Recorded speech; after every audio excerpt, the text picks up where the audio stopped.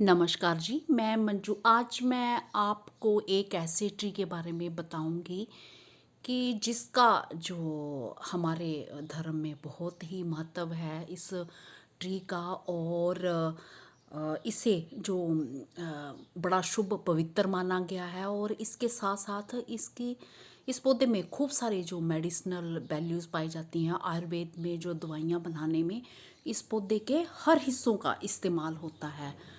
तो वो अलग चीज़ है कि अगर आप दवाइयों की जानकारी पाना चाहते हैं तो वो किसी आयुर्वेद वाले जो एक्सपर्ट डॉक्टर होते हैं उनसे इस प्लांट के बारे में जानकारी पा सकते हैं।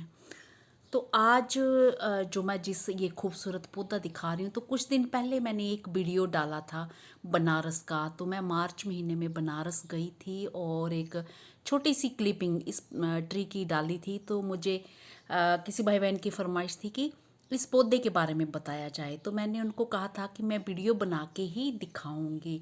तो आज मुझे फिर उनकी फरमाइश याद आई और मैंने सोचा इस ट्री के बारे में बताया जाए। तो इस ट्री को सबसे पहले इस खूबसूरत ट्री को मैंने कहाँ पे देखा? इसे मैंने बनारस में ही, या वाराणसी कह लो आप, बनारस हिंदू यूनिवर्सिटी के कैंपस में लगा हुआ देखा फर्स्ट टाइम।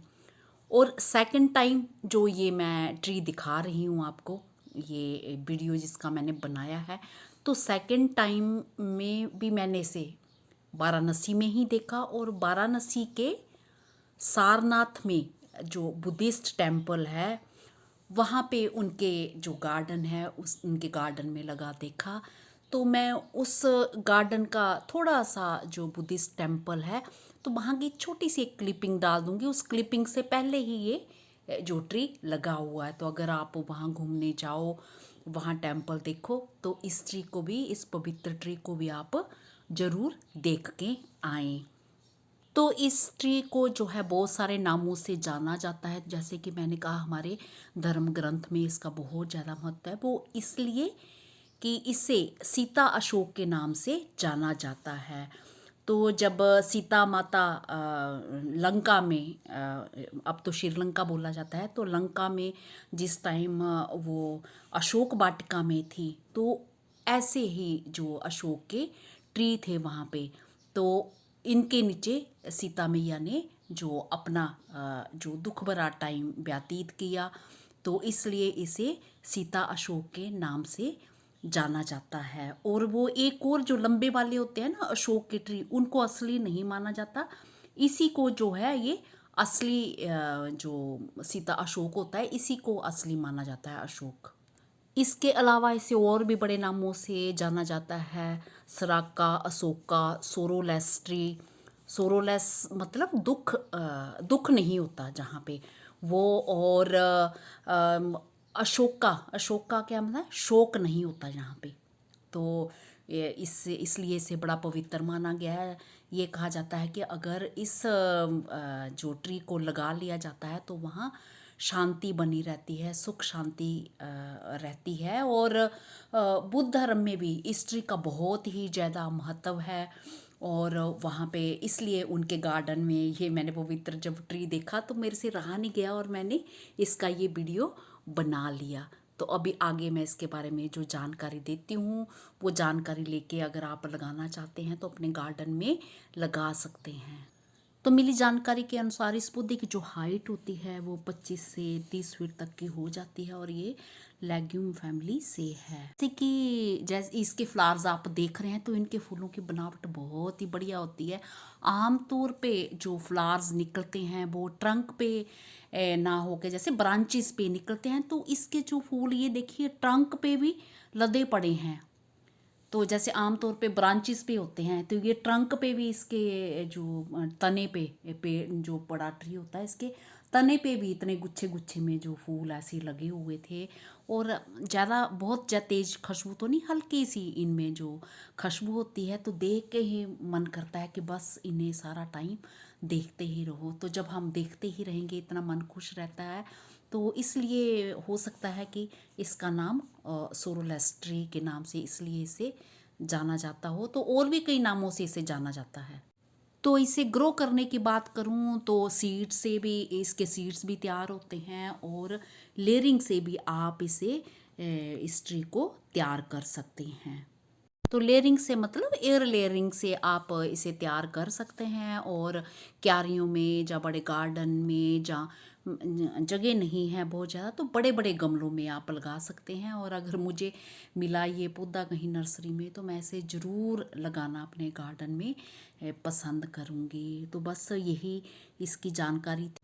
सराका अशोका के नाम के साथ साथ इसे सराका इंडिका के नाम से भी जाना जाता है। तो मेरा ख्याल है ये वीडियो मेरा आपको पसंद आया होगा। बाकी आप नाम तो मैंने बता दिए हैं, और भी कई सारे नाम हैं, तो आप अब जो जितने मैंने नाम बताए हैं तो ये आप नेट में जाके सर्च कर सकते हैं, और इस खूबसूरत पौधे को आप अपने गार्डन में लगा सकते हैं। तो कई सारे ऐसे महत्वपूर्ण जो प्लांट्स होते हैं हमारे ग्रंथों में भी होते हैं, तो हमें उनके बारे में पूरी जानकारी नहीं होती है, तो हम उनसे मिलते जुलते पौधे जो हैं उन्हीं को ज़्यादा महत्व देते हैं।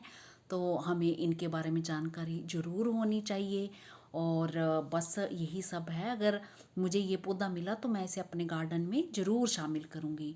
तो आगे मैं छोटी सी क्लिपिंग, जरा सी छोटी सी एक क्लिपिंग जो है, इसके आगे जो मैंने बोला ना बुद्धिस्ट टेम्पल का पूरा हिस्सा तो नहीं, जरा सा दिखा रही हूँ, और किसी दिन फिर वो मैं पूरा हिस्सा भी जो टेम्पल का दिखाऊंगी, तो आपको आइडिया हो जाएगा कि ये जो क्योंकि उनके अलग अलग रूपों को दर्शाने के लगा लिए हुआ है। तो जो मेरा सबसे ख्याल अपर से साइड में उसको वीडियो बोलते हैं ध्यान पसंद मुद्रा, मेडिटेशन पोज। ऐसे बैठ कर उन्होंने बौद्ध गया में तपस्या स्टार्ट की थी। तो जो सेंटर वाली है इसको बोलते हैं ब्लेसिंग पोज, आशीर्वाद मुद्रा। एक डाकू था उंगली मार, जो लोगों को मार के उनकी उंगलियां काट के उसका माला बना देता था। तो भगवान बुद्ध ने उससे दीक्षा दी, उसका अहिंसा का रास्ता अपना दिया, तो बुद्ध ने उससे आगे रहने का वरदान दिया। तो ओरिजिनल प्लेस पड़ता है हमारे यूपी में, डिस्ट्रिक्ट है श्रावस्ती। ये जो साइड बाई साइड मूर्ति लगी है ये दोनों सेम है। इसको बोलते हैं धर्म चक्र प्रज्योतन मुद्रा, यानी कि टीचिंग प्लेस। इसी पोर्शन में बैठ के बुद्ध जी ने यहाँ पे डायलॉग करना शुरू किया। ये सामने देखना आपको, पीछे बैक साइड में, ये बैक साइड में देख लिया आपको, ये पीपल ट्री है। हमारे हिंदू धर्म में इस पेड़ को ऐसे ही पवित्र मानते हैं, पूजा पाठ करते हैं, बट बौद्ध धर्म में इसे बोधि ट्री बोलते हैं, क्योंकि भगवान बुद्ध को बोध गया बिहार में जिस ट्री के अंडर एनलाइटमेंट हुआ था वो ट्री पीपल ट्री थी। तो ओरिजिनल ट्री तो बोध गया बिहार में थी, वहाँ से वन ब्रांच सप्लिंग करके अशोका के टाइम कॉल में उनके सन एंड डॉटर महेंद्र एंड संमित्रा जब श्रीलंका के धर्म प्रचार के लिए, तो एक पेड़ की ब्रांच जाकर श्रीलंका में प्लांट किया। बाद में क्या हुआ, जो बोध गया का ओरिजिनल ट्री था 1930 वो डिस्ट्रॉय हो गया, तो श्रीलंका से ही पेड़ की ब्रांच सप्लिंग करके बुद्ध गया में दोबारा रीप्लांट किया गया, और श्रीलंका से ही पेड़ की ब्रांच सप्लिंग करके उनके चारों धामों, जिसको बुद्धा सर्किट बोला जाता है, उन सभी जगह पे लगाया गया। उसमें से एक ये है, इसको थाईलैंड किंग रामा टेन ने अपने हाथों से यहाँ पे प्लांट किया है। और ये जो सामने आप मंदिर देख रहे हैं, ये मंदिर जो है, इस मंदिर को भी थाईलैंड किंग रामा टेन ने 1934 में बिल्डअप किया है। मंदिर का जो आर्किटेक्चर है, डिजाइन, इसे पैगोडा बोलते हैं। और मंदिर के भीतर जो भगवान बुद्ध की मेन स्टैचू लगाई गई है वो single stone and sand stone की स्टैचू है, दर ब्लेसिंग को आशीर्वाद में।